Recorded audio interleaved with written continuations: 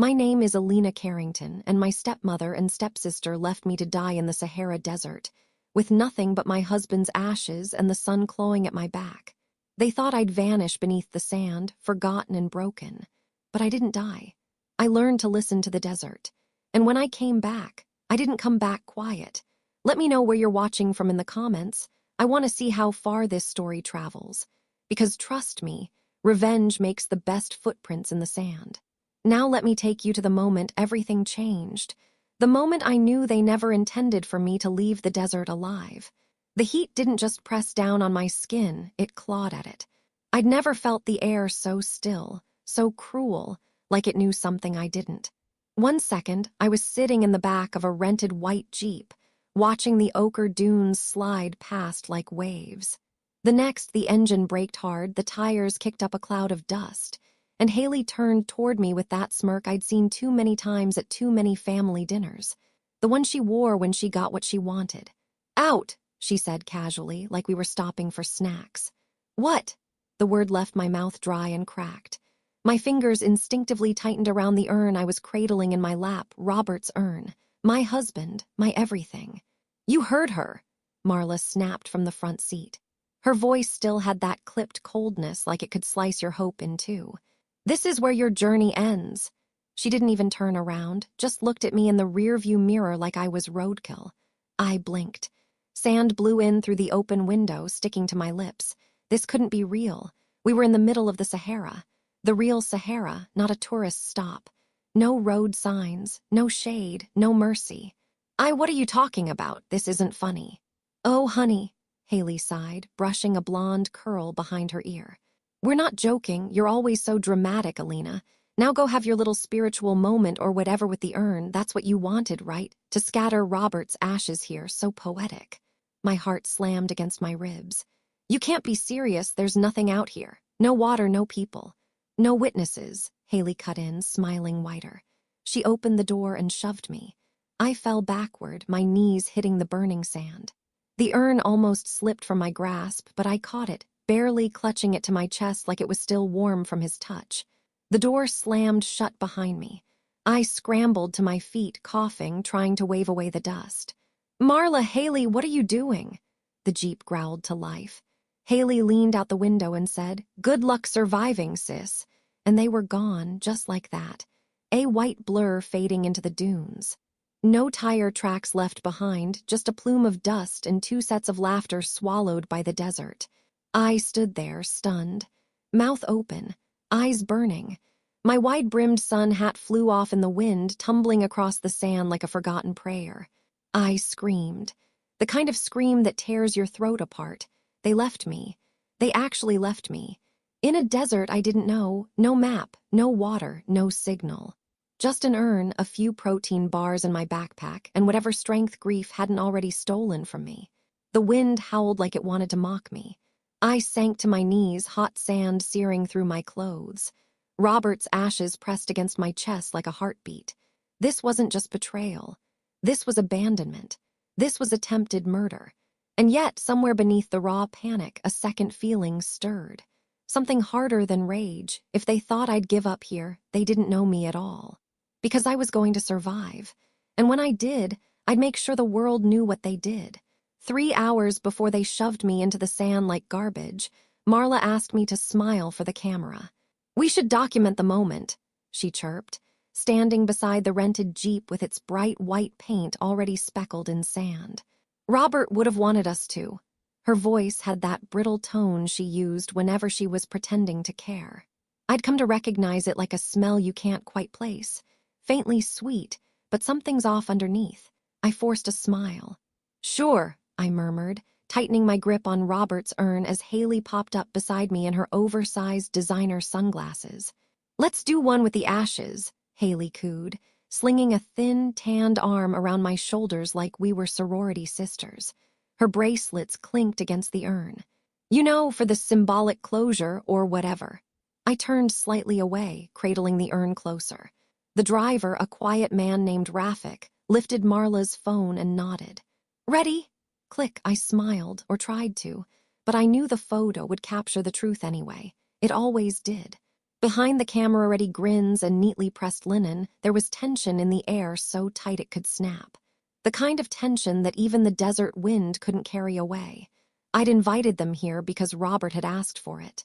Weeks before he passed, he'd told me, "The desert is cruel, but it never lies. When I go, scatter me in the place where nothing can hide." I'd thought it was poetic, beautiful even. Now I wasn't so sure. Back at the Jeep, Marla dusted imaginary sand off her crisp white slacks and flapped a hand in front of her face. "Ugh, this heat. How do people live here?"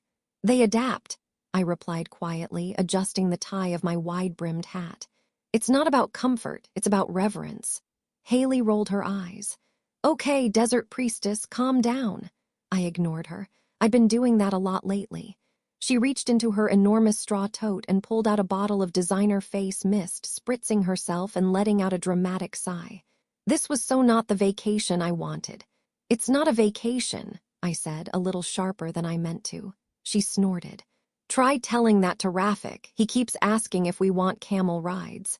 Marla, who had just finished applying lipstick in the Jeep's side mirror, added, "It wouldn't hurt to lighten up, Alina. You've been so intense lately." My fingers tightened around the urn, its matte surface warm from the sun. "Robert asked for this. He wanted to be here. And here we are," Marla said breezily, slamming the car door. "All three of us fulfilling his very dramatic final wish. Isn't that enough?" I didn't respond. There was no point. Instead, I walked a few steps away, toward the nearest rise of sand, and let the silence wrap around me. The Sahara stretched endlessly in every direction, burnished gold and blinding white, rippling under a sky so blue it looked painted. You couldn't hide anything here. Not heat, not resentment, not lies. I opened the top of the urn and looked inside for a moment. Robert's ashes. Still, silent, but my chest buzzed with memories. Him running his fingers through the sand during our trip to Morocco, telling me about the ancient Berber tribes. The way he'd stare up at the stars at night, naming constellations like old friends. The softness in his voice when he said, "When I die, I don't want a grave. I want to be part of something bigger." A shadow fell across the urn. Haley. "You know," she said sweetly, "he was probably just being poetic. He probably didn't mean for us to fly across the world for a burial ceremony in a glorified oven." I didn't look at her. "He meant it." She laughed, flipping her hair. "Of course he did. St. Robert, always so deep." My eyes burned behind my sunglasses, not just from the heat. Haley had never liked Robert. She used to mock his accent. He was born in Manchester, and the way he read philosophy books on weekends. "You married a textbook," she told me once. "If you get lonely, just highlight the margins." Now here she was, pretending to mourn the man she barely tolerated. It made my skin itch. I turned back toward the Jeep. Rafik was checking the tires. Marla was fanning herself with a tourist brochure. We looked like a family on a memorial road trip. But that wasn't what we were. This was a performance. A carefully choreographed routine, one I had to endure because Robert deserved this. He'd believed people could change, that even Marla had layers. I'd tried to believe that too. But something in the pit of my stomach told me that what we were doing wasn't about closure. It was about control. The Jeep's tires crunched over a carpet of sand and stone, deeper now into the Sahara's golden spine. No more power lines, no more villages, just the endless rise and fall of dunes, wind-etched and whispering. I sat in the backseat with Robert's urn clutched against my ribcage. The hum of the engine filled the silence like a low warning. "We should be nearing the northern ridge by sundown," Rafik called over his shoulder, his voice barely audible beneath the rumble. "Very remote, good for privacy." "Sounds perfect," I murmured. Haley was sprawled beside me, legs stretched out like she was on a tanning bed. She scrolled through her phone, the screen's glow catching in her sunglasses. A signal bar blinked and vanished. "No Wi-Fi for hours." "I swear this trip is trying to murder my Instagram," she groaned, tilting her phone like that would summon a miracle. Marla in the passenger seat was painting her nails, meticulously, one leg propped on the dashboard. The chemical tang of polish mixed uneasily with the scent of desert air. I took a deep breath and tried again. "Do you remember how Robert used to talk about this place, the stillness? The way he said it made him feel small, in a good way." Marla made a faint, noncommittal sound. I pressed on. He said he wanted to be scattered somewhere honest, somewhere you couldn't fake anything. Haley glanced up briefly. Well, mission accomplished. It's all dirt and drama out here. That was the point, I said quietly. He didn't want marble headstones or catered memorials. He wanted sand, stars, truth. Makes sense, Marla said, waving her drying nails delicately. Your husband always was the poetic type. The way she said poetic made it sound like an insult. I turned toward the window, watching the horizon shimmer. Robert would have hated this, not the desert, but the company. Still, I kept trying. Do you remember that story he told at our wedding, about the Berber man who walked 3 days just to scatter his wife's ashes at sunrise? No, Haley said, not looking up. I remember the gin ran out early, Marla added. Silence filled the car again, thick and sticky. A pang of guilt twisted in my chest. Maybe I was being too somber. Maybe they were trying in their own way, but their grief felt off, like someone reading from a script they hadn't rehearsed enough. Are you okay back there? Marla asked suddenly, glancing at me in the mirror. I nodded, surprised. You've been quiet, she added. I hesitated, just thinking about him. Haley rolled her eyes. You've only been thinking about him since he died. I turned to her. He was my husband. Exactly, she said, smiling without warmth. Was. You can't keep clutching that thing like it's going to hug you back. I stared at her. The urn, that thing, Marla cleared her throat. Let's not start. We're here to support Alina, aren't we, Haley? Haley gave a theatrical sigh. Of course, support, closure, catharsis, all that. She turned to me and added, too sweetly, You do know we're only here for you, right? Something about the way she said it made my spine prickle. I looked down at the urn resting in my lap. I wanted to believe them. I really did. But it felt like I was traveling with actors who'd forgotten their lines. That evening, the sun turned blood orange behind the dunes. We stopped at a remote desert in low walls, faded curtains, the scent of cumin and dust. Our room was Spartan but clean. 2 beds, 1 floor mat, no TV. I'll take the bed by the window, Marla announced. I sleep better with air. Haley dumped her bag on the other bed without asking. I unrolled the floor mat. No one offered to switch. Dinner was cold couscous and overcooked lamb. I picked at my plate while Haley griped about the water pressure, and Marla asked for wine that wasn't on the menu. That night, I couldn't sleep. The room was dark and dry. The only sound was wind rattling the shutters. I had a dream that the sand crept in through the cracks, that it filled my mouth and eyes and ears until I couldn't breathe. I woke up choking on air, clutching the urn to my chest like a child with a nightlight. I sat there, heart pounding, and realized something was wrong. The silence felt different now. Not peaceful, not still. Vacant. I awoke to sunlight pouring through the cracked-in window, so bright it pierced my eyelids before I even opened them. My tongue felt swollen. My skin was burning under a thin sheen of sweat, and my heartbeat thudded in slow, heavy waves. At first, I thought they were still asleep. Maybe they'd gone down to ask Rafik about breakfast or check the fuel level. But the beds were untouched. The bags were gone. The Jeep, gone. My sandals still sat by the door like a cruel joke. I didn't scream, not right away. I think part of me still hoped it was a mistake, a prank, some kind of twisted wake-up call where they'd come bursting back in, laughing, telling me I was too serious, too uptight. But deep down, I knew. They left me. They didn't forget me. They didn't get lost. They left me. My scream tore from my throat like it had been hiding there for weeks. I staggered outside, barefoot, the soles of my feet frying on sun-hot stone. My breath hitched, catching on the dry air as I scanned the empty dunes. No dust trail, no engine, no voices. Marla, I cried, hoarse. Haley! Nothing. Just the wind shifting through sand, erasing tracks faster than I could find them.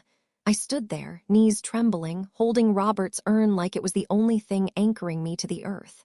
For a moment, I really believed I might collapse into the sand and never get back up. But then his voice, not real, not literal, but there, rising like heat from memory. The desert doesn't lie, Alina. It strips away what's fake. That's what I love about it. I remembered sitting beside him in a canvas tent, the wind thrashing against the flaps, him tracing constellations in the sky with his finger. People look for trails. The Berbers looked for stars. Stars guide, not maps. A shudder passed through me, then another, and then stillness. I blinked away tears and turned back toward the room.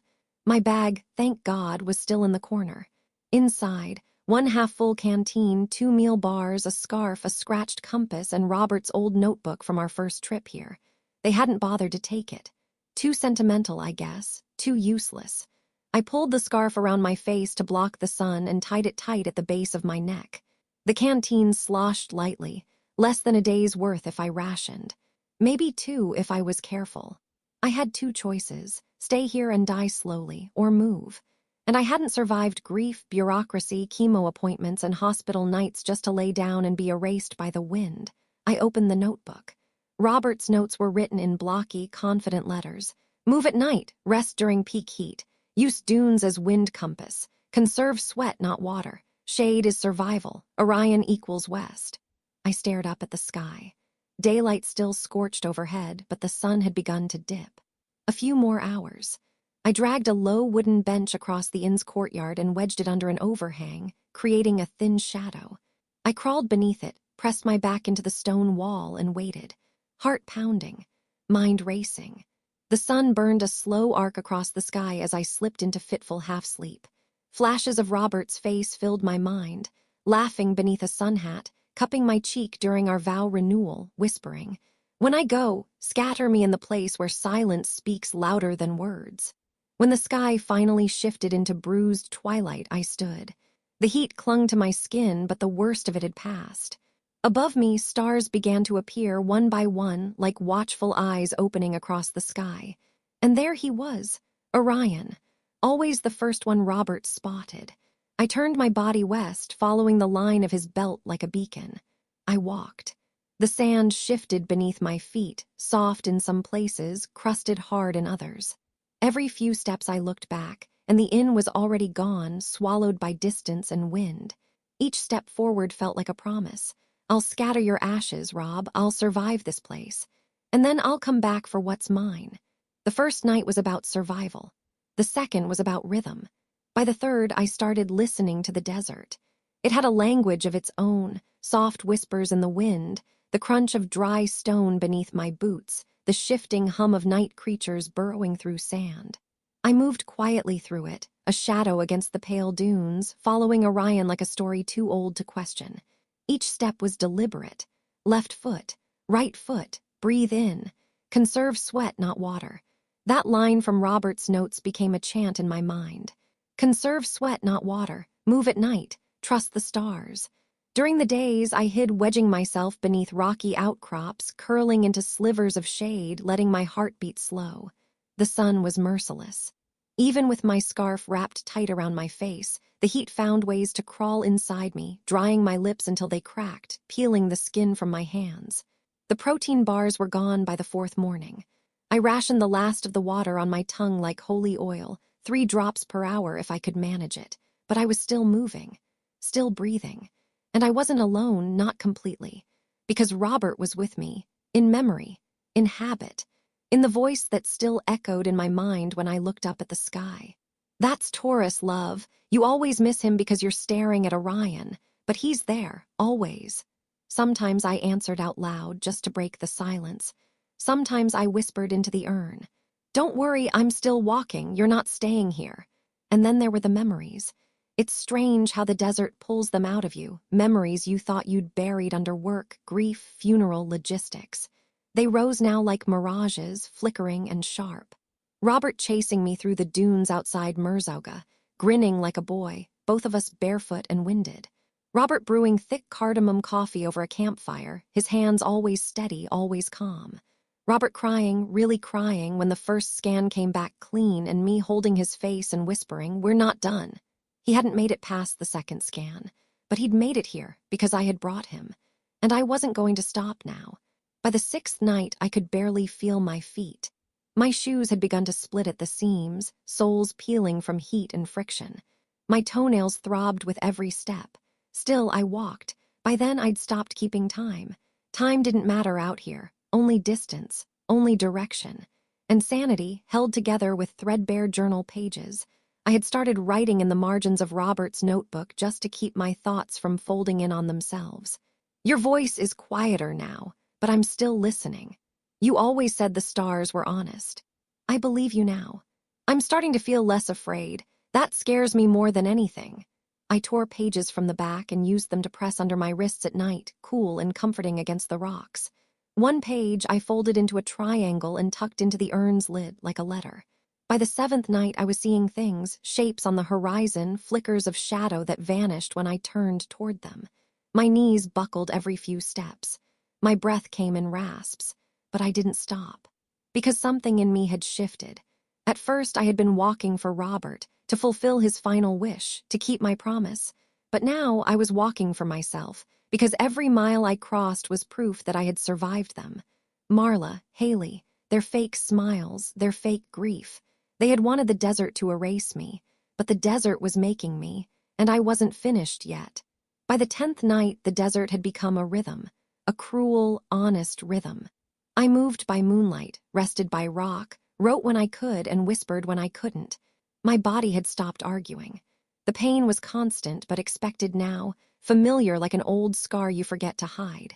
My calves burned, my lips bled, but my legs moved and my heart still beat. And so I walked, until I saw something unnatural. It appeared in the distance as a jagged black shape against the smooth gold of the dunes, a crooked silhouette interrupting the soft lines of sand. It looked too structured to be a rock, so I made my way toward it slowly, careful not to waste steps. As I crested the dune, I saw it more clearly. A ruin, crumbling mud brick walls buried waist-deep in the sand, a collapsed archway, shards of tile poking through the dust like forgotten words, a dried-up well rimmed in limestone and broken pottery, and next to it a scarf, caught on a splintered beam flapping weakly in the wind. I froze. It was pale blue, faded, torn. The kind of fabric made for wrapping around a face just like mine. Someone else had worn it. Someone else had passed this way. I stepped closer, fingers trembling, and touched the edge of it. Dust crumbled beneath my fingertips. And then I saw the canteen. Half buried near the well, rusted nearly through. I pulled it out, wincing as the cap cracked in my hand. No water inside, just a faint metallic scent like memory itself. But it was enough. Proof. I wasn't the first to walk this way. Someone else had made it through the same hell. Someone else had survived.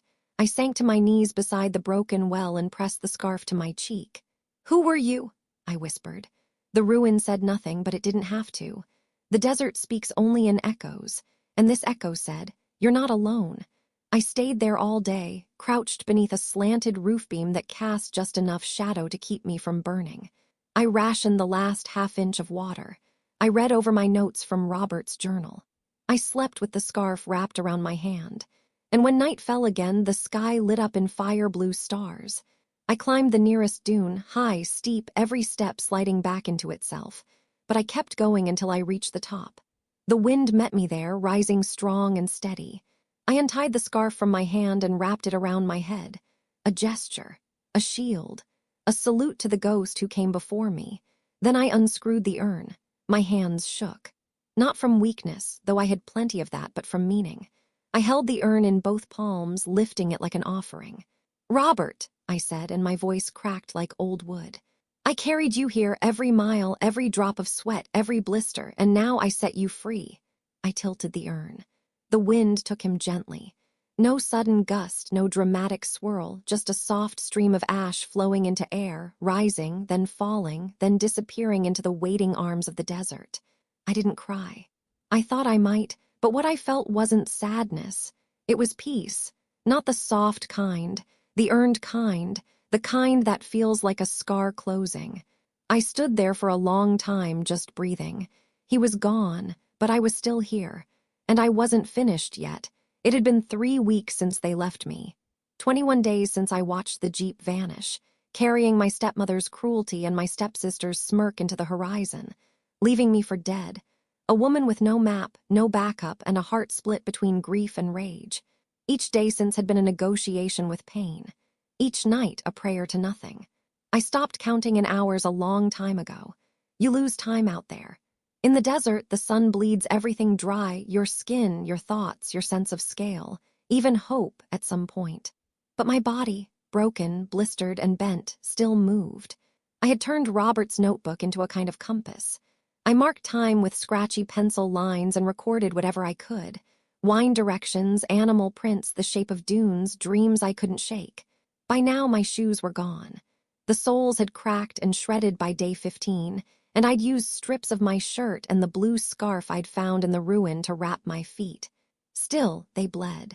My toenails were black. I left red behind in the sand, but I kept going. My tongue stuck to the roof of my mouth more often than not. The last of my water had been gone for days, and the rusty canteen from the ruin had leaked. I sucked on pebbles to produce saliva and rationed energy like it was currency. But I kept seeing signs. A broken plastic crate half buried in sand. A soda can crushed, faded, but unmistakably modern. A pattern in the dunes that curved too cleanly to be natural. Tracks, old ones. Tire marks, faint but linear, like they were pointing somewhere that still existed. I started following them step by stinging step. Not because I had energy, but because I had purpose. I had already fulfilled Robert's last wish, scattered his ashes on the dune under starlight, whispered his name into the wind.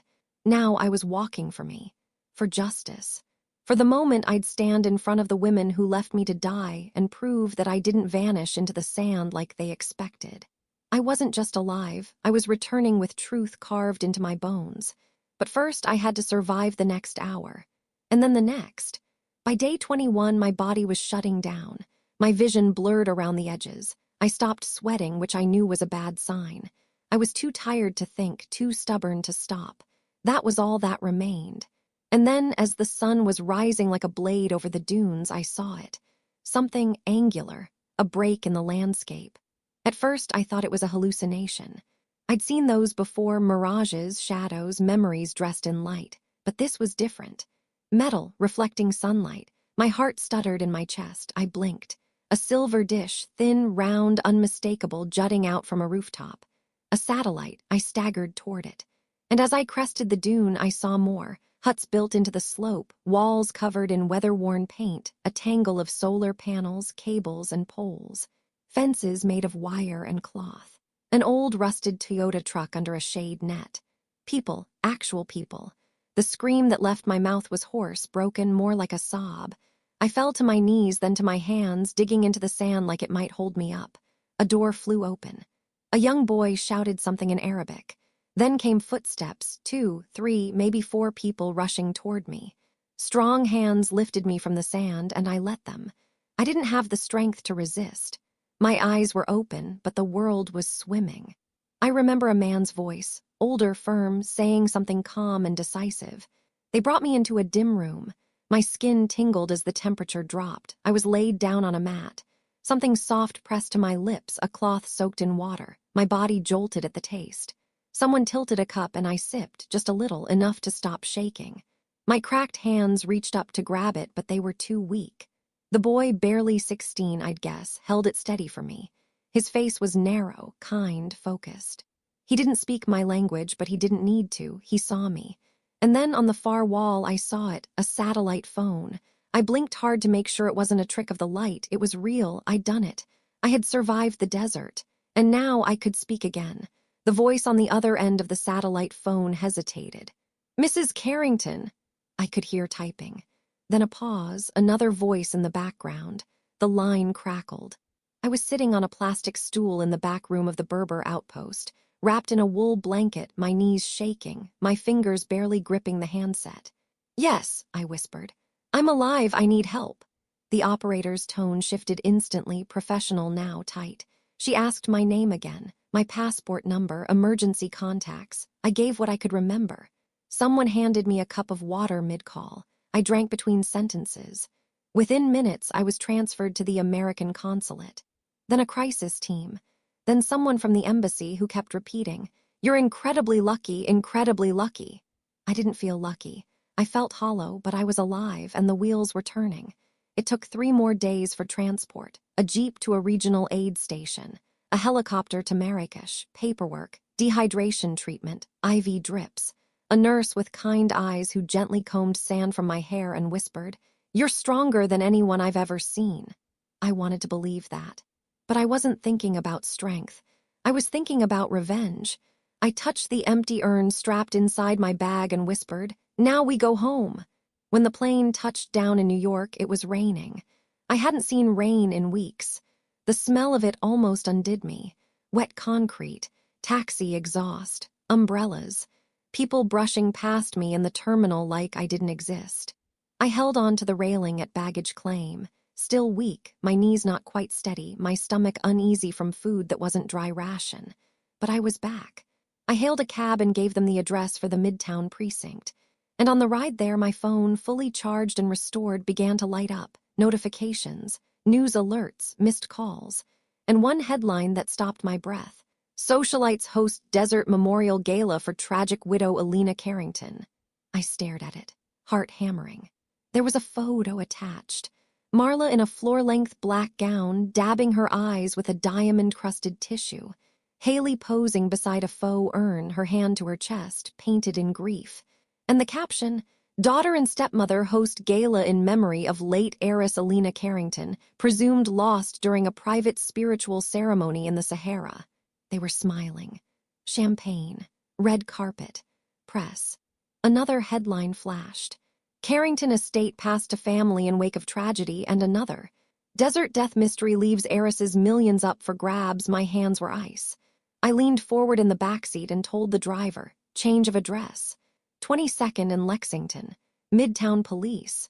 I walked into the station like a ghost, clutching my journal, Robert's empty urn, and a folder with medical records, satellite rescue logs, and a receipt from the Desert Inn.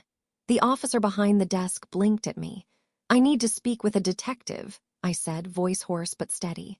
"My name is Alina Carrington. I'd like to report an attempted murder." He stared at me.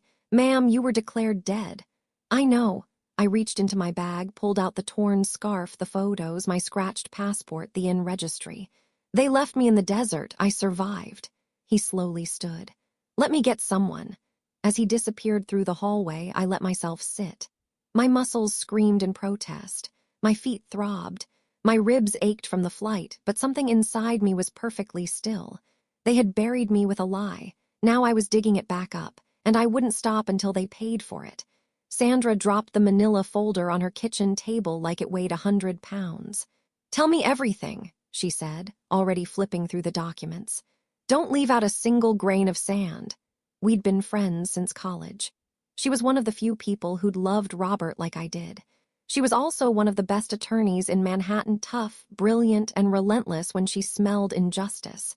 And now she was furious. "They didn't just abandon you," she muttered, eyes narrowing at a receipt from the Desert Inn. "They tried to erase you." I nodded. My voice still wasn't strong, but I didn't need to say much. The evidence was doing the talking. The receipts, the rescue records. My journal detailing each day in the desert, complete with dates, landmarks, survival notes. Even a selfie with the boy who'd saved me, taken at the outpost when he insisted I send it to prove you lived. "They declared you dead after 6 days, Sandra said, her voice tight. "Filed a claim on your estate 2 days later. Sold the Tribeca loft within the week." I closed my eyes, pain prickling behind them. "That was our home, mine and Robert's." "They didn't even wait for your body," she continued. "No death certificate, just a missing persons report followed by a sob story to the tabloids." "I was gone, so they filled in the blanks," I whispered. "It's what they've always done."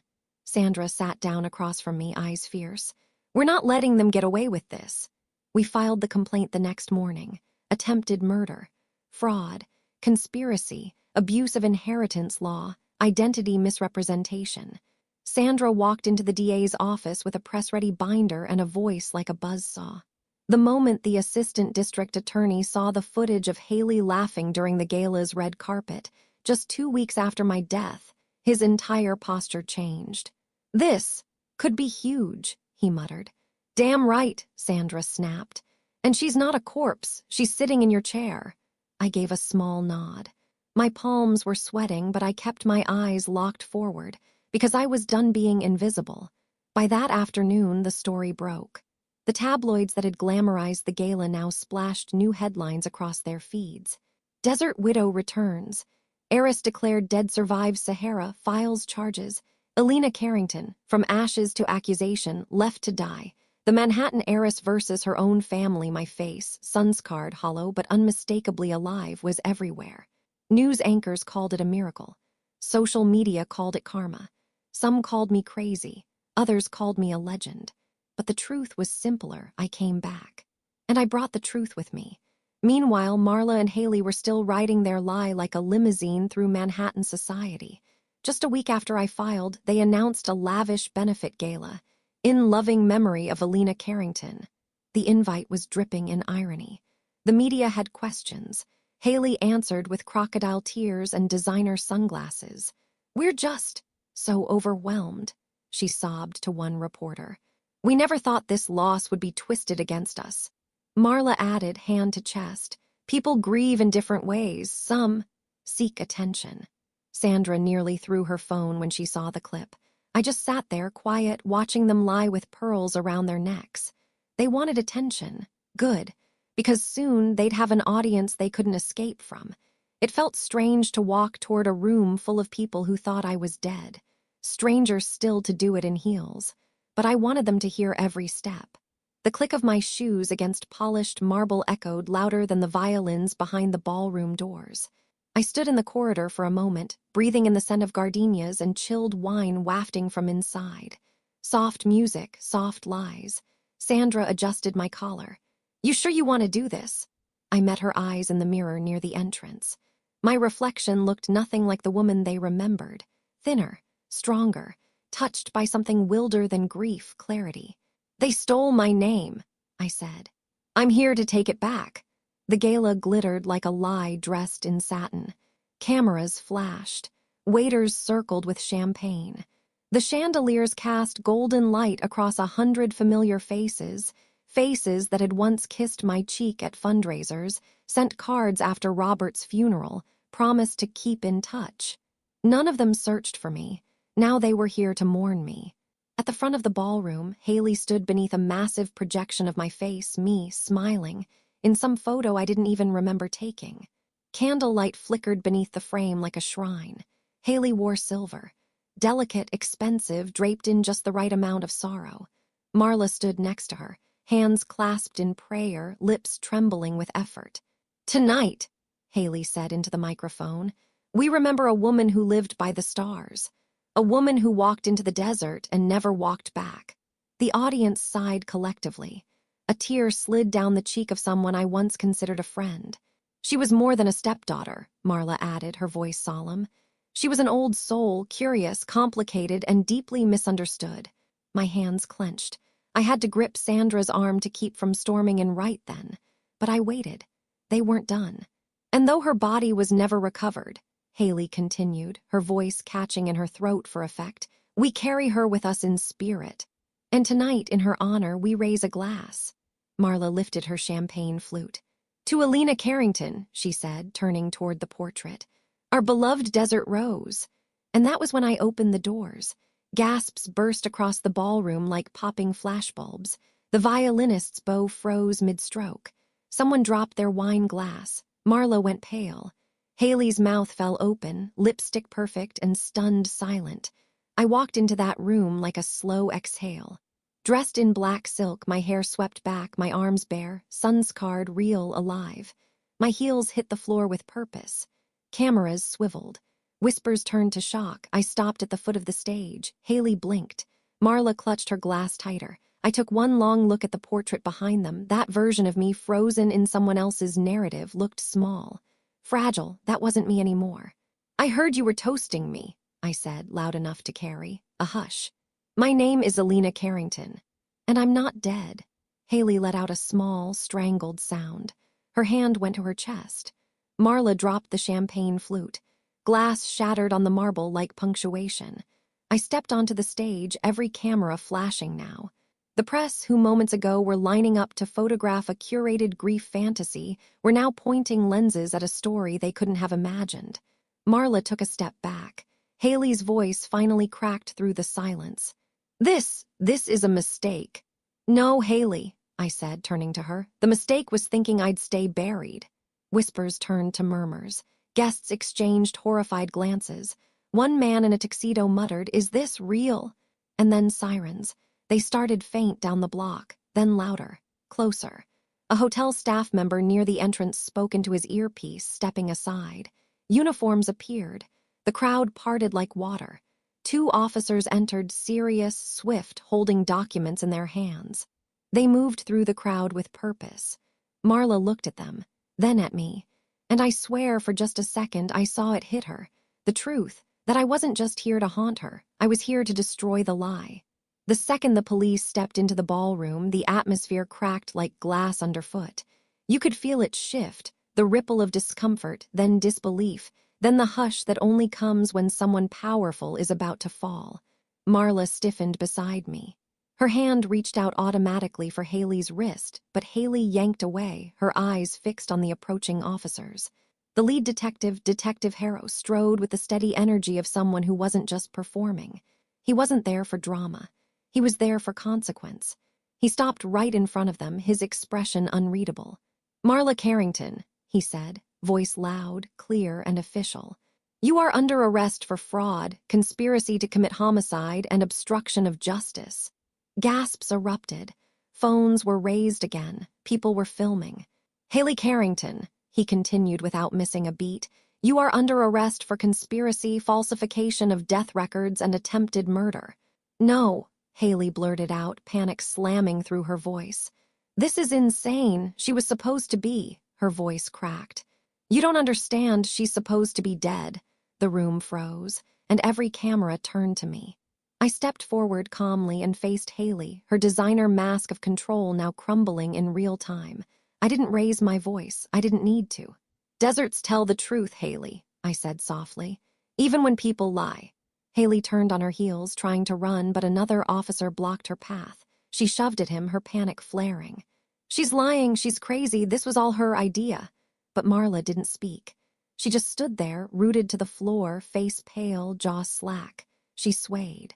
And then she crumpled, right there in the middle of the marble floor, collapsing in a pool of silk and shame. Her handbag clattered beside her. Someone screamed. A medic rushed forward. The cameras kept rolling, and I stood above her, unmoving. She'd buried me with a lie. Now she was drowning in the truth. Later, as the guests filed out and the officers led the Carrington women past reporters, I stood at the top of the steps beneath the hotel's grand archway. Flashbulbs lit up like lightning. I could hear a journalist yelling, "Alina, what do you want to say to them?" Another shouted, "What kept you alive out there?" But I ignored them all. Instead, I turned to Detective Harrow, who stood beside me watching the arrests unfold. 3 weeks in the Sahara," I said quietly. "No map, no compass, just stars." He looked at me, puzzled. "And what brought you back?" I gave the faintest smile. "Justice," I said. "It travels just as far as I did." The courtroom wasn't what I expected. It wasn't grand or theatrical. No vaulted ceilings or echoing silence. Just rows of oak benches, a pale gray carpet, and the dull hum of a ventilation unit that buzzed every 10 minutes like a broken radio. But that day, it was the quietest room in the city. And I was the reason. Marla and Haley sat across the aisle, each flanked by their attorneys. Haley stared straight ahead, lips pressed tight, her high-gloss facade cracked beyond repair. Marla looked smaller than I'd ever seen her, hair dull, roots showing, wearing a beige suit that looked borrowed or maybe forced upon her. Sandra leaned in toward me and whispered, "Don't flinch, don't celebrate, just let it land." I nodded, because the truth was I didn't need to win loudly. I'd already survived louder than they ever imagined. The judge, stern, unsentimental, flipped through the final documents. Then she set them down and folded her hands. "In the matter of Carrington v. Carrington," she began, "this court finds overwhelming evidence of premeditated abandonment, fraudulent inheritance claims, and intentional emotional harm." Marla's mouth twitched. Haley blinked rapidly. The judge continued. "Based on survivor testimony, medical records, journal entries, and cross-reference travel logs, we acknowledge that Alina Carrington was, in fact, abandoned in a knowingly lethal environment by her legal step-relatives. She not only survived, she returned with proof." A long pause. The court recorder's fingers clicked. "The court hereby restores full and uncontested rights to the estate of the late Robert Carrington to his legal widow, Alina Carrington." Sandra squeezed my hand under the table. "And," the judge said, her voice flat but final, This court sentences Marla Carrington and Haley Carrington to 7 years in state prison for attempted manslaughter, conspiracy to commit fraud, and obstruction of a federal investigation. I heard Haley's gasp. Marla didn't make a sound. The judge stood. Court is adjourned. The gavel dropped. Not loud, but final, like a door closing. Outside, the press swarmed the steps like a tide, but I didn't speak. I didn't wave. I didn't need to. I let Sandra talk to the cameras while I slipped through the crowd and ducked into a waiting car. Inside, in the quiet, I reached into my bag and pulled out the urn. It was empty now, but I carried it anyway, because it wasn't just Robert's resting place. It was my anchor, my reminder, my proof, not of grief, of survival. That night, I returned to our old apartment. The new buyers had backed out after the story broke. Sandra's team had already filed to reverse the transfer. Technically, it was mine again, but I wasn't sure I wanted it. The walls were the same, but the silence had changed. I walked through each room barefoot, letting memories settle like dust on my skin. I found a sweater of Robert still folded in a drawer, untouched. I sat on the bed and let myself cry, not from pain, but from sheer emotional gravity. It was over, and I was still here. The next morning, I took the urn to Central Park. Sat on the same bench where Robert once made me laugh until I snorted coffee out my nose. I held the urn in my lap and placed my hand on its smooth lid. "I did it, Rob," I whispered. "They thought they could erase me." A pause. "I remembered what you said, that the desert doesn't lie, and you were right." A bird landed on the back of the bench. Wind brushed through the trees. I closed my eyes and smiled. "They're gone now," I added. "But I'm not." I didn't need to make noise. I didn't need revenge anymore. I had something better. Dignity. 10 years later, I returned to the desert, not alone, not broken, and not for revenge. This time, I came as a teacher. Our caravan moved slowly through the sand, 6 women, all in headscarves and hiking boots, each carrying a story of her own.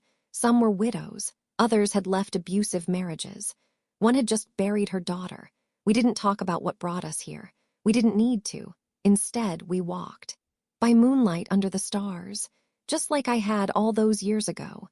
The same constellations hung above us, Orion, Taurus, the endless sky that had once been the only map I trusted. At night, we camped near rocky hills. I showed them how to find shade, how to ration water, how to read wind patterns in the sand. But more than that, I showed them how to trust themselves again. That was the real map. On the 10th night, I slipped away while the others slept. I climbed a familiar dune, one I hadn't seen in a decade but recognized instantly. The same one where I'd scattered Robert's ashes. The wind was soft, warm, the sky clear. I lit a small lantern, set it in the sand. Its flame flickered in the darkness, a tiny heartbeat against the vast, indifferent night. I didn't cry. I didn't need to. I just sat with the silence, let it wrap around me like it once had. Only this time I wasn't lost inside it. I'd survived it. I whispered, "We kept going, Rob." The flame danced. "We didn't stop." Another breeze passed, and in the rustle of sand, I thought I heard him laugh, soft, proud, still with me. I stood up, looked back at the campfire glowing in the distance behind me. The other women would wake soon. They'd find the trail, they'd follow the stars, and like me, they'd make it through.